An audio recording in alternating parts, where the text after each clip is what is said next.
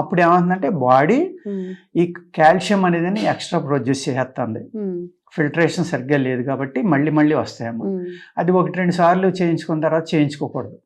అస్తమానం ఆపరేషన్ చేస్తే ఏమవుతుందంటే కిడ్నీ ప్రాబ్లం రావచ్చు, యూరినరీ ఆర్గన్స్ ఇబ్బంది పడవచ్చు, మ్యాన్ పవర్ పోవచ్చు, ఇలాగ సైడ్ ఎఫెక్ట్లు ఉంటాయి అన్నమాట. అందుకు అస్తమానం చేయటం అవదండి. 2-3 సార్లు చేయించుకున్నాక డాక్టర్లు ఇంకా కుదరదని చెప్తారు. అటువంటి వాళ్ళు ఏంటంటే కిడ్నీ స్టోన్స్, క్యాల్సిఫికేషన్ ఉందమ్మా, ఫాస్ఫరస్ ఉంది, at the same time sperm release అవ్వకపోయినప్పుడు అది ఎక్కడైనా జామ్ అయినా కూడా అది స్టోన్ కింద ఫామ్ అవడానికి అవకాశం. ఇది ఆయుర్వేద శాస్త్రంలో చెప్పిందమ్మా.